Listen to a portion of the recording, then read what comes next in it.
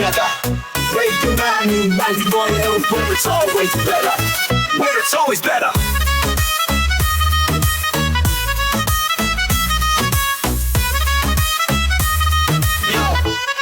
Yo, सुबह का सूरज या शाम का रंग, we bring you joy हर जुबान का धन. Community की बात हम हैं आपके साथ, let's spread the love, चलो मिल के साथ. Tune in, turn up, दिल से बात करो. Radio Manu 92 FM के साथ चलो.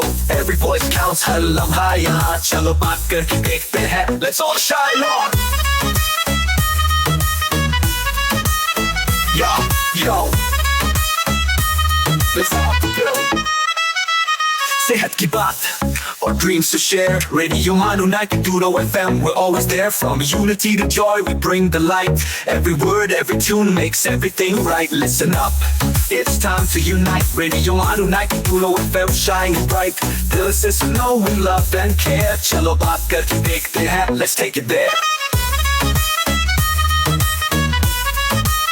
So come along for the ride. Radio Manu 92 FM, we're by your side. चलो बात करके देखते हैं. Your voice, your guide.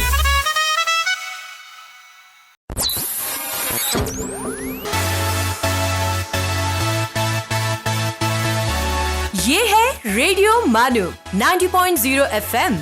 चलो बात करके देखते हैं.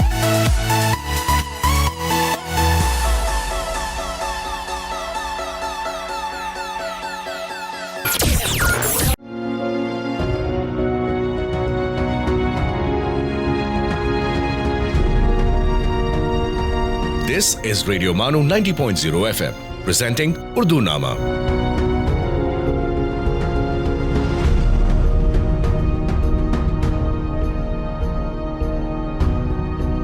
रेडियो मानू 90.0 FM सुनने वालों को हमारा प्यार भरा आदाब.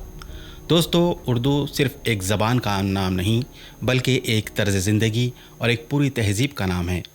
उर्दू के इस तारीख़ी विरसे ने न सिर्फ नस्ल नौ की अखलाक़ी तरबियत की, बल्कि हमारे मुस्तक़बिल की तामीर में अपना नाक़ाबिल फ़रामोश किरदार अदा किया.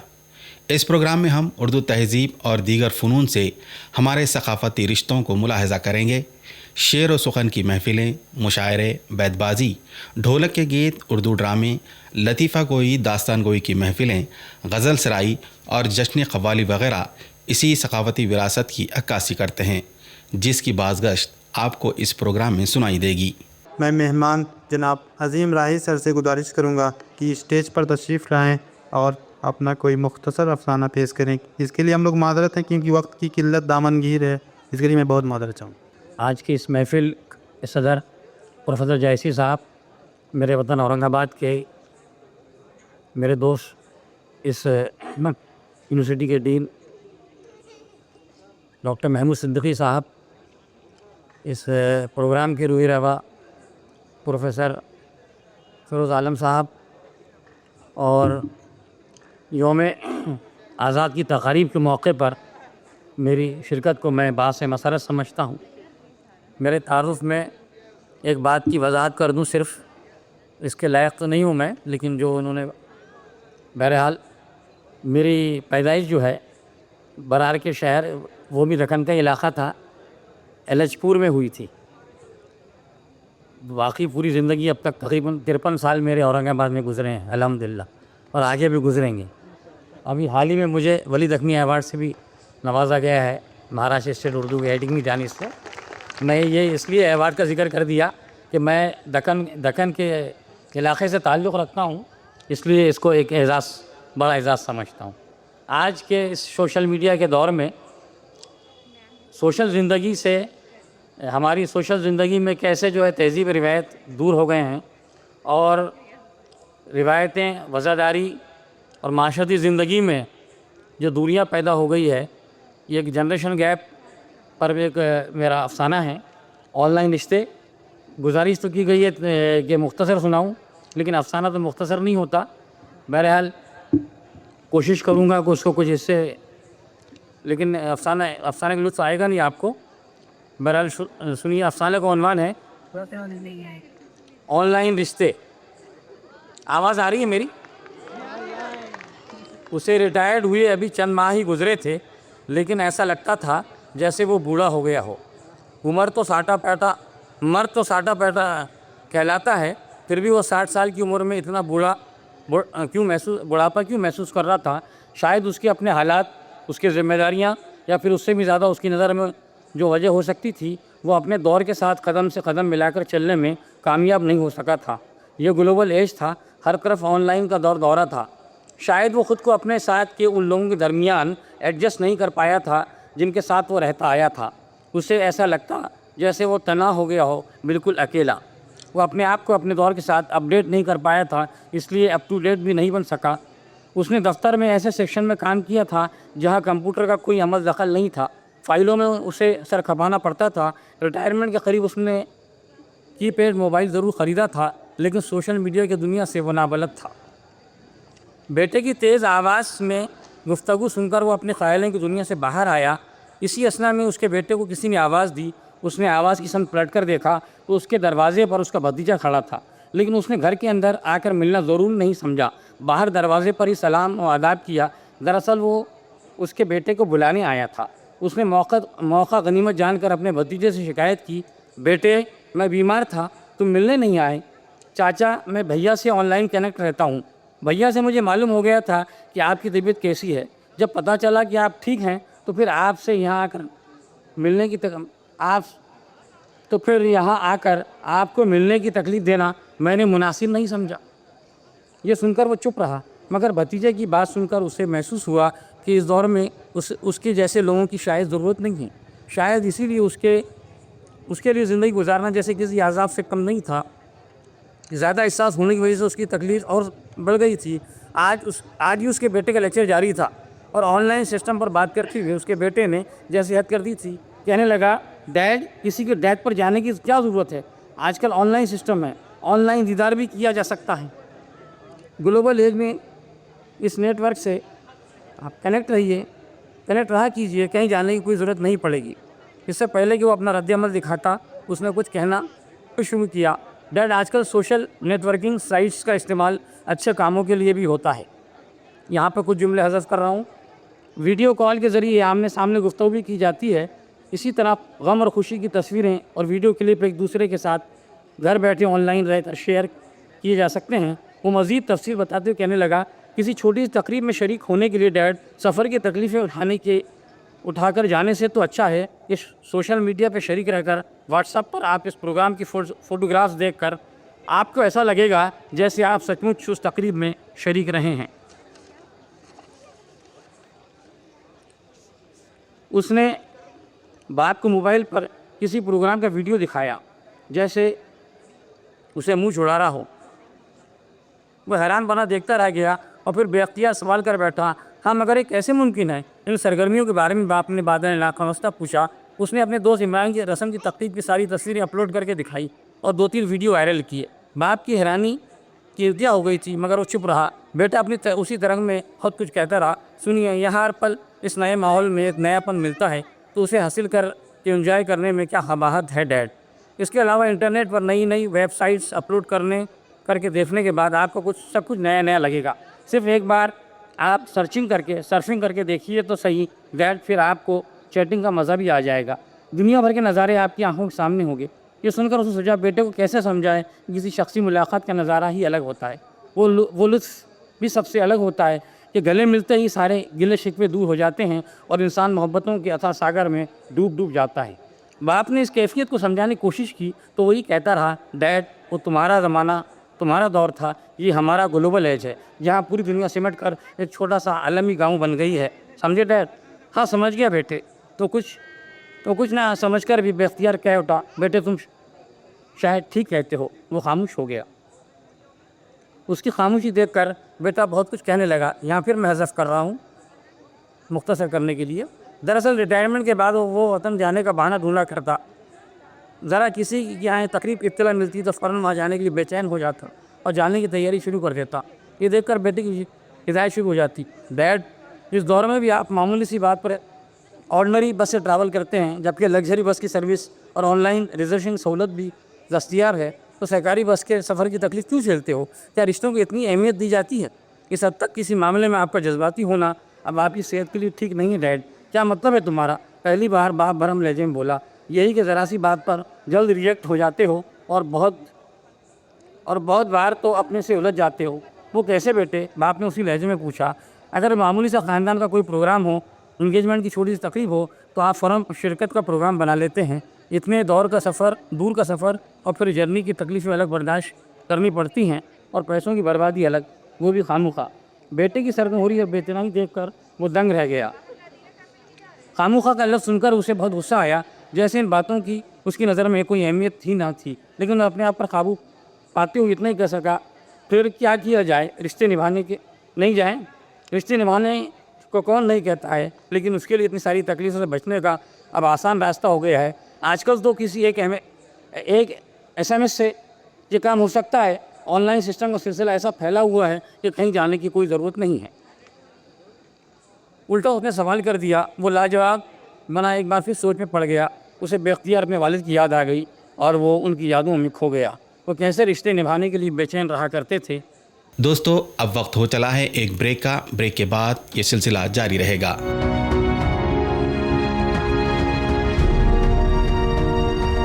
आप सुन रहे हैं उर्दू नामा, रेडियो मानो 90.0 FM का Urdu culture show.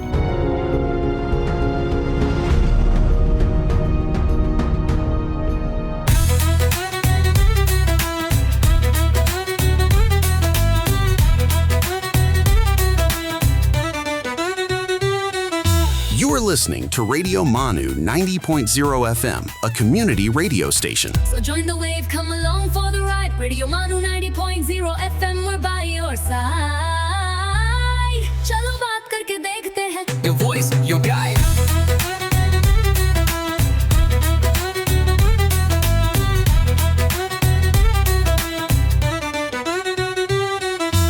This audio has been generated through AI. Let's listen to History's Mysteries. आदाब दोस्तों, आप सुन रहे हैं रेडियो मानू 90.0 FM। एक नन्ही सी कीड़े की जिंदगी और उसके गिर्द लपेटा हुआ एक चमकदार धागा। हजारों साल पहले इंसान ने जब पहली बार इस धागे की खूबसूरती को महसूस किया होगा, शायद उसने सोचा भी नहीं होगा कि एक छोटा सा कीड़ा दुनिया की सबसे कीमती टेक्सटाइल ट्रेडिशंस में से एक की बुनियाद बन जाएगा। ये कीड़ा है सिल्कवर्म और इससे रेशम हासिल करने की कला को कहते हैं सेरीकल्चर। आइए आज हिस्ट्रीज मिस्ट्रीज में जानते हैं रेशम पैदा करने की इस हैरत अंगेज कहानी को। दोस्तों, सेरीकल्चर का मतलब है सिल्क वर्म्स को पालना और उनके कुकून से सिल्क यानी रेशम हासिल करना। इस पूरे प्रोसेस में सिल्क वर्म को खास तौर पर मलबरी लीव्स खिलाए जाते हैं। लेकिन सवाल ये है कि इंसान ने सबसे पहले सिल्क वर्म को पालना कब शुरू किया? इसका जवाब हमें ले जाता है एंशिएंट चाइना, जहां सिल्क प्रोडक्शन की रिवायत हजारों साल पुरानी है। आर्कियोलॉजिकल एविडेंस से पता चलता है कि चाइना में सिल्क प्रोडक्शन के सबसे पुराने सबूत लगभग 5000 से 6000 साल पुराने हैं। चाइना के जियाहू आर्कियोलॉजिकल साइट से सिल्क फाइब्रोइन के एविडेंस मिले हैं, जो नियोलिथिक पीरियड से ताल्लुक रखते हैं। सिल्क के साथ एक मशहूर चाइनीज रिवायत भी जुड़ी हुई है। चाइनीज ट्रेडिशन के मुताबिक एम्प्रेस लेजू, जो येलो एम्परर की वाइफ बताई जाती हैं, ने सिल्क वर्म और सिल्क प्रोडक्शन का राज डिस्कवर किया था। रिवायत के मुताबिक एक सिल्क वर्म कुकून उनकी चाय में गिर गया। गर्म पानी की वजह से कुकून का सिल्क फाइबर धीरे धीरे खुलने लगा। इस तरह सिल्क थ्रेड को अनरैवल करने का आइडिया सामने आया। धीरे धीरे चाइना में सिल्क प्रोडक्शन एक सोफिस्टिकेटेड इंडस्ट्री बन गई। रेशम इतना कीमती था कि इसकी तिजारत ने चाइना को सेंट्रल एशिया, मिडिल ईस्ट और यूरोप से जोड़ दिया। इसी ट्रेड नेटवर्क को बाद में सिल्क रोड के नाम से जाना गया। सिल्क इंडिया तक भी बहुत पुराने जमाने में पहुंच गया और यहाँ सेरीकल्चर की अपनी मजबूत रिवायत डेवलप हुई। असम, कर्नाटक, वेस्ट बंगाल, तमिलनाडु और आंध्र प्रदेश जैसे इलाके आज भी सिल्क प्रोडक्शन के लिए मशहूर हैं। इंडिया में सेरीकल्चर की खास बात यह है कि यहाँ मलबरी सिल्क के साथ टसर, एरी और मूगा सिल्क भी प्रोड्यूस किए जाते हैं।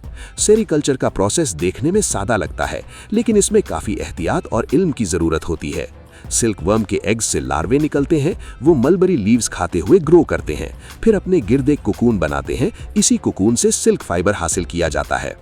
دوستو آج کے ہسٹریز مسٹریز میں فی الحال اتنا ہی. اگلی ملاقات میں پھر لے کر آئیں گے تاریخ کے پنوں سے ایک اور حیرت انگیز انوینشن، ڈسکوری یا ہسٹوریکل ایونٹ کی کہانی. تب تک کے لیے سنتے رہیے ریڈیو مانو 90.0 FM. چلو بات کر کے دیکھتے ہیں.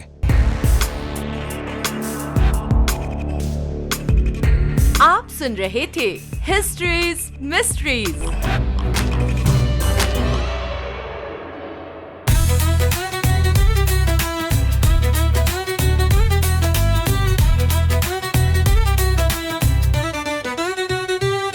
For sales, marketing and brand promotions, write to us on Radio Manu at manu.edu.in. So join the wave, come along for the ride. Radio Manu 90.0 FM, we're by your side.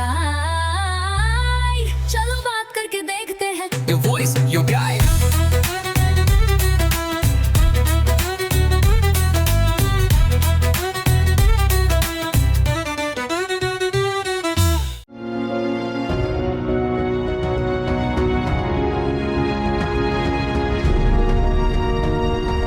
آپ سن رہے ہیں اردو نامہ، ریڈیو مانو 90.0 FM کا Urdu culture شو.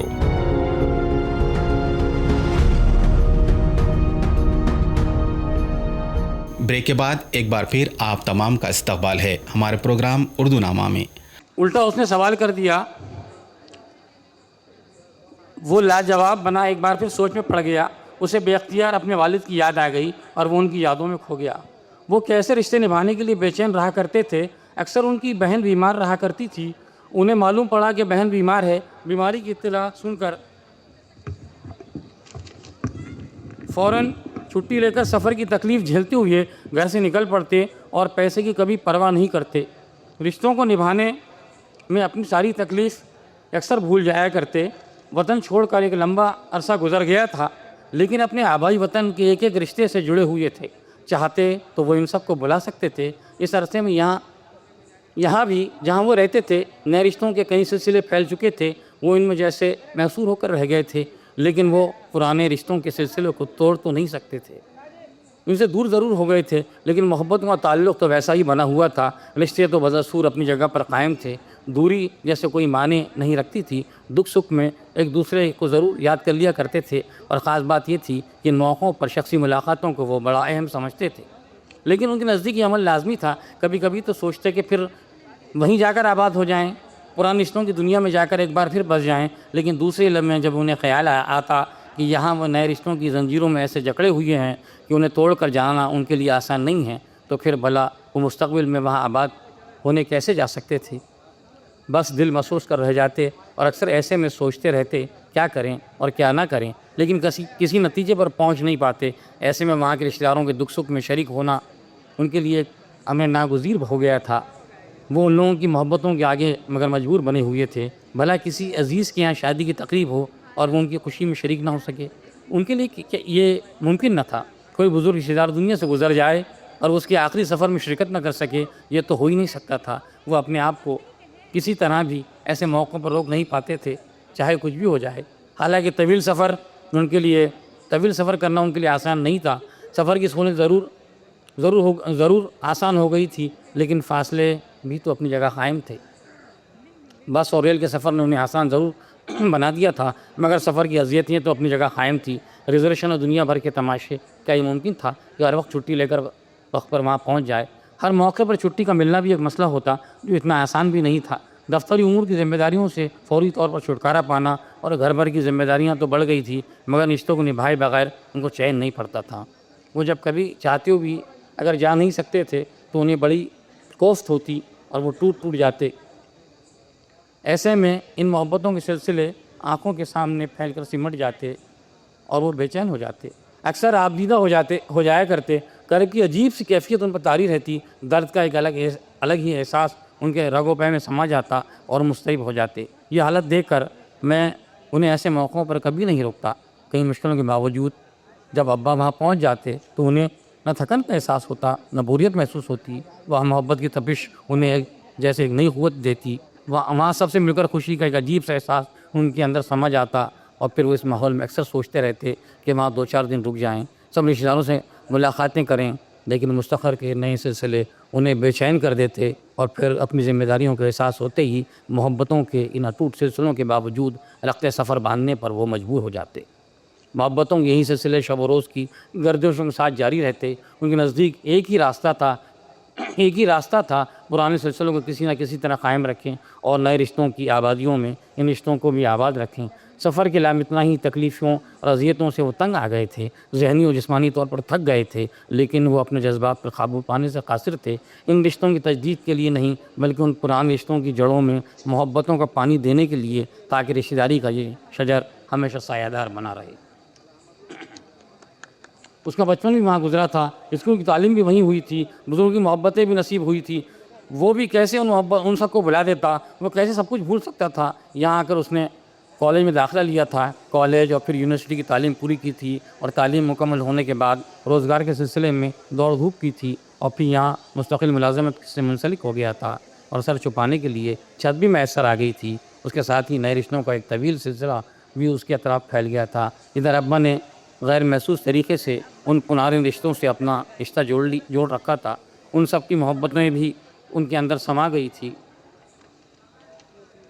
اور وہ ان سب میں ایسا مصروف اور منہمک ہو گیا تھا کہ ان رشتوں کی محبتیں اسے یاد آتی، لیکن وہ ایک ٹیس سے کسک محسوس کر کے بس اندر ہی اندر خاموش رہ جاتا، لیکن درد کی شدت کا احساس کبھی کبھی جاگوزی ہو جاتا تو وہ ان نئے رشتوں کے سلسلوں میں گر جاتا۔ ایسے میں اسے کہاں فرصت ہوتی کہ پرانے رشتوں کو یاد کرتا، لیکن ان کے دکھ سکھ میں شریک ہونے کی کوشش وہ لازمی طور پر کرتا آیا تھا۔ دراصل اس کے والد نے اپنی بے چینیوں کو اس کے اندر منتقل کر دیا تھا۔ شدید جذبات کی شدت کی آگ میں وہ محبت کی تپش محسوس کرتا، اس لیے تو ہر کسی کے دکھ درد پر تڑپ جایا کرتا، ان کی خوشی میں شریک ہونے کے لیے بے چین ہو جاتا۔ اکثر رشتہ دار بھی اسے اپنے غم و خوشی میں شریک ہونے کی امید کرتے۔ اس طرح غیر محسوس طریقے سے ان سارے رشتوں کی جڑوں سے اس نے اپنے آپ کو جوڑ رکھا تھا، لیکن آج اس کے بیٹے نے انتہا کر دی تھی، یہ کہہ کر اخلاق کی ساری حدیں ختم کر دی تھی۔ دراصل یہ نسل اخلاق و آداب، تہذیب و روایت کی پاسداری جیسے جانتی ہی نہیں ہے۔ رشتوں کی اہمیت اور ان حدود کو وہی سمجھتے ہیں جو اس کا اہتمام کرتے ہیں، ورنہ ان کے منہ میں جو آیا بغیر سوچے سمجھے کہہ دیا۔ احساس نام کی کوئی چیز سے جیسے ان کا واسطہ نہیں پڑا ہو، ان کے نزدیک جذبات کی کوئی اہمیت نہیں ہے۔ ٹیکنالوجی کی ترقی نے سہولتوں کی ایک نئی دنیا ضرور آباد کر دی ہے، لیکن وہیں اس چیز نے آدمی کی بے حسی کو اس قدر بڑھا دیا ہے کہ اسے سوائے اپنے کوئی نظر نہیں آتا ہے۔ وہ اپنے وجود میں محدود رہنے کا چلن بھی جیسے عام ہو گیا ہے، تو پھر ان کے لیے رشتے ناتے اور ان کی محبتوں کی تپش کیا معنی رکھتے ہیں۔ لیکن وہ تو ان تمام رشتوں سے جڑا ہوا تھا جو اس کے ابا چھوڑ کر گئے تھے۔ شاید ان سب سے غیر محسوس طریقے سے انہوں نے اپنی زندگی میں اسے جوڑ دیا تھا۔ کیا میں اپنے بیٹوں کو ان رشتوں سے جوڑنے میں ناکام رہا ہوں؟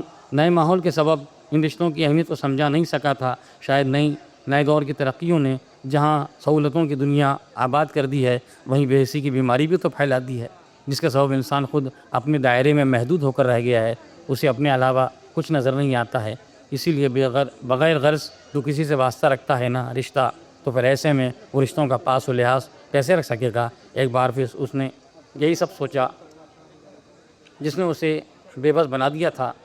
معاً اسے ماضی کا ایک واقعہ یاد آ گیا، جب محبتوں کا ایسا ہی ایک سلسلہ درپیش تھا، جب اچانک اسے اطلاع ملی کہ اس کی چہیتی چچی دنیا سے رخصت ہو گئی ہے، لیکن وہ وقت پر پہنچ نہیں سکتا تھا۔ وہاں جانے کے لیے کوئی راس بس یا ٹرین نہیں تھی، نہ آمد و رفت کا کوئی ذریعہ سامان کے وقت پر پہنچ جاتا۔ جب اتنی سہولتیں نہیں تھیں، سفر کی بہت تکلیف تھی، اس کے باوجود وہ جانے کی کوشش میں لگا رہا کہ کسی طرح وقت پر پہنچ جائے۔ اس نے لینڈ لائن فون پر بات کی، اپنے ججزات بھائی بہنوں سے اپنی مجبوری ظاہر کی، لیکن اسے تسلی نہیں ہوئی۔ انہیں دلاسا ضرور دیا اور سفر کی تیاری اور ریزرویشن وغیرہ میں وقت لگ گیا۔ آنکھوں کے سامنے چچی کا مسکراتا چہرہ تھا، وہ کس قدر محبت کرتی تھی، کس طرح ٹوٹ کر چاہتی تھی۔ ان کی سرپرستی اسے بچپن سے حاصل رہی تھی۔ یہ الگ بات تھی کہ اپنی مجبوریوں کے سبب سب کو ایک دوسرے سے الگ کر دیا تھا۔ برسوں بیت گئے، ملنا مشکل ہو گیا، مگر جب بھی بیماری کی خبر آتی تو ان کی مزاج پرسی کا پروگرام بناتا، ملنے کے لیے جانے کی کوشش کرتا، اور عین وقت پر کوئی ارجنٹ کام نکل آتا تو وقت پر پہنچ نہیں پاتا اور وہ آبدیدہ ہو کر رہ جاتا۔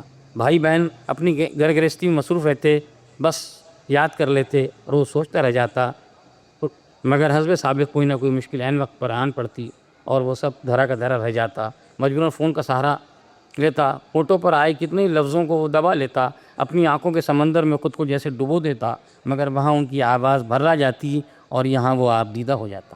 دوستو اب وقت ہو چلا ہے ایک بریک کا. بریک کے بعد یہ سلسلہ جاری رہے گا.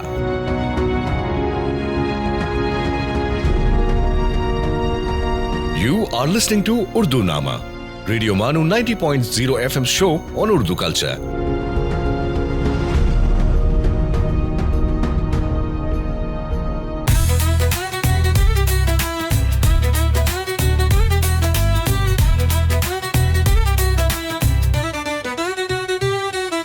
آپ سن رہے ہیں ریڈیو مانو 90.0 FM, ایک community radio station. So join the wave, come along for the ride. Radio Manu 90.0 FM, we're by your side. چلو بات کر کے دیکھتے ہیں. Your voice, your guide.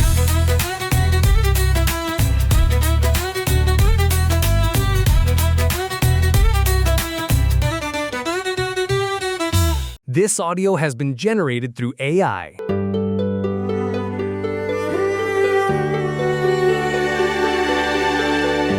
Let's listen to अर्ज किया है. आदाब दोस्तों, आप सुन रहे हैं अर्ज किया है रेडियो मानू 90.0 FM पर. आइए आज मुलाकात करते हैं मशहूर उर्दू शायर नवाज देवबंदी से. नवाज देवबंदी का नाम जदीद उर्दू गज़ल की दुनिया में बड़े एहतराम के साथ लिया जाता है. उत्तर प्रदेश के देवबंद से ताल्लुक़ रखने वाले नवाज देवबंदी ने अपनी शायरी में मोहब्बत, इंसानियत, रिश्ते, समाजी हालात और जिंदगी के मुख्तलिफ रंगों को निहायत खूबसूरती से पेश किया है. उनकी गज़लों की सबसे बड़ी खासियत है उनकी सादगी और असरदारी. उनके अल्फाज आम इंसान के दिल की बात लगते हैं. इसी वजह से उनकी शायरी मुशायरों से लेकर अवाम के दिलों तक अपनी खास जगह बना चुकी है. सुनिए उनका एक मशहूर शेर. भूखे बच्चों की तसल्ली के लिए माँ ने फिर पानी पकाया देर तक. एक और शेर मुलाहिज़े कीजिए. मंजिल पे न पहुंचे उसे रास्ता नहीं कहते, दो चार कदम चलने को चलना नहीं कहते. नवाज देवबंदी ने गजल को एक नया अंदाज दिया है जहां जज्बात की नरमी के साथ साथ फिक्र की गहराई भी नजर आती है. उनकी शायरी हमें मोहब्बत के साथ इंसानी कदर कीमत और सच्चाई की अहमियत भी याद दिलाती है. दोस्तों, उर्दू अदब की यही खूबसूरती है कि हर शायर अपने अल्फाज से एक नई दुनिया आबाद करता है और नवाज देवबंदी उन्हीं चंद अहम आवाजों में से एक है. इसी के साथ दीजिए इजाजत, फिर हाजिर होंगी एक और अदबी शख्सियत के साथ. आप सुन रही थी अर्ज किया है सिर्फ रेडियो मानू 90.0 FM पर. आदाब. That new coffee shop down the street actually has surprisingly good pastries, and the atmosphere is perfect for just relaxing or getting some work done.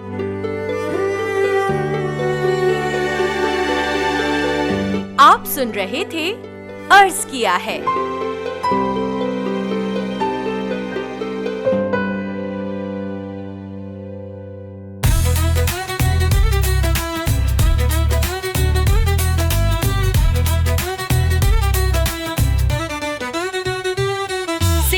Marketing और ब्रांड प्रमोशंस के लिए हमसे राब्ता करें radiomanu@manu.edu.in पर. So join the wave, come along for the ride. Radio Manu 90.0 FM, we're by your side. चलो बात करके देखते हैं. Your voice, your guide.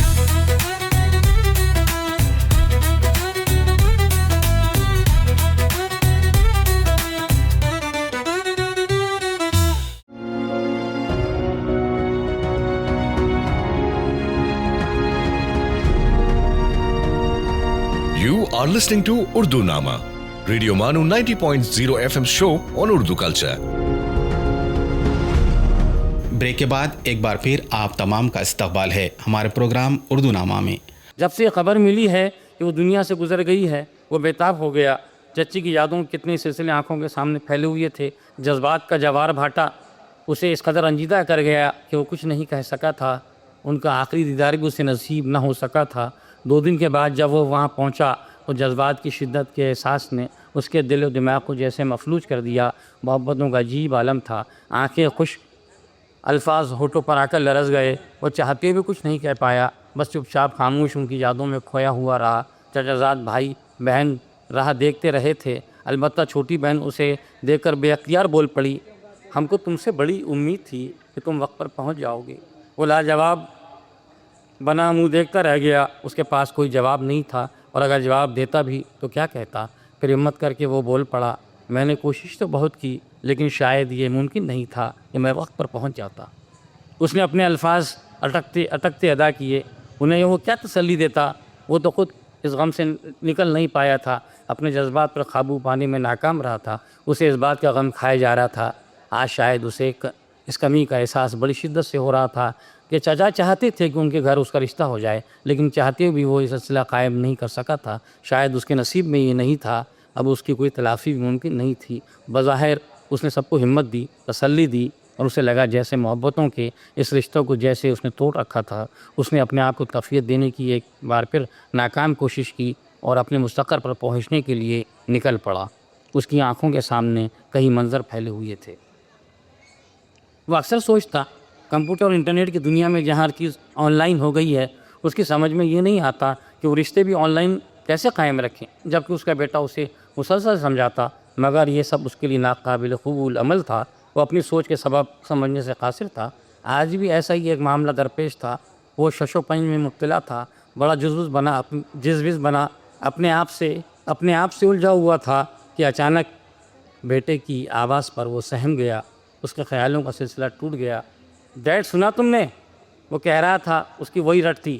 وہ اپنے حساب سے باپ کو سمجھانے کی کوشش میں لگا ہوا تھا. دیکھو ڈیڈ, جانے کی ضرورت نہیں ہے. بہت ہوا تو فون پر بات کر لو یا پھر موبائل پر میسج کر دو, نہیں تو واٹس ایپ پر اپنے جذبات بھیج دو. اس کی باتیں سن کر وہ نقوں کی طرح اسے تکنے لگا, مگر کچھ نہ کہہ سکا. وہ مسلسل کہے جا رہا تھا, میں آپ کی صحت اور سفر کی پریشانیوں اور پیسوں کے خرچ کی وجہ سے کہہ رہا ہوں. آخر آپ ان سہولتوں کا فائدہ کیوں نہیں اٹھاتے؟ آخر جب اس کی سماعتوں کی انتہا ہو چکی تو اس نے اپنے ناتما جسم کی پوری قوت یکجا کر کے کہا, بیٹے میں بوڑھا ضرور ہو گیا ہوں, لیکن اپنے رشتے نبھانے کے لیے اب بھی ویسا ہی جوان ہوں, اور جب تک زندہ ہوں ان رشتوں کو نبھانے کے لیے توانا رہوں گا. میں ساری تھکاوٹ بھول جاتا ہوں. اور سنو بیٹے, تم میرے بعد بھلے ہی ان رشتوں کو میری طرح مت نبھانا اور اپنے آن لائن رشتے ہی قائم رکھنا, لیکن میرے جیتے جی یہ کسی طرح ممکن نہیں, سمجھے؟ جذبات کی شدت سے اس کی آواز بھرا گئی. اس نے ایک نظر بیٹے کے چہرے پر ڈالی اور بیوی سے استفسار کیا کہ کیا اپنا سفری بیگ تیار ہے؟ چلو ہمیں نکلنا ہے, بس کا ٹائم ہو گیا ہے. اور پھر وہ دونوں میاں بیوی آن کی آن میں اپنے دور کے سسٹم سے اپنا رشتہ توڑ کر اپنے پرانے رشتوں کے سلسلے جوڑنے کے لیے مطلوبہ سفر پر نکل پڑے, جو اس وقت اس کی نظر میں لازمی تھا. گلوبل ماحول میں پلا بڑا اس کا بیٹا بس انہیں جاتے ہوئے دور تک دیکھتا ہی رہ گیا. شکریہ. بہت شکریہ سر, آپ نے بہت بہترین افسانہ پیش کیا. دوستو, آپ لطف اٹھا رہے تھے ایک منفرد موسیقی ریز محفل کا. اب اپنے دوست ڈاکٹر حشمت کو دیجیے اجازت. اردو نامہ کے ایک ایسے ہی سریلے ایپیسوڈ کے ساتھ ہم پھر حاضر ہوں گے. تب تک کے لیے آپ اپنا خیال رکھیں, مسکراتے رہیں. اللہ حافظ.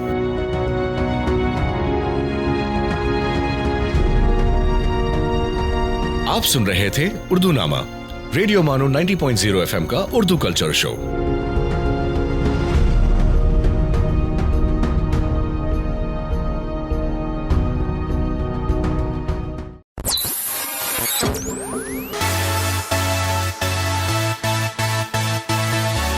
This is Radio Manu 90.0 FM.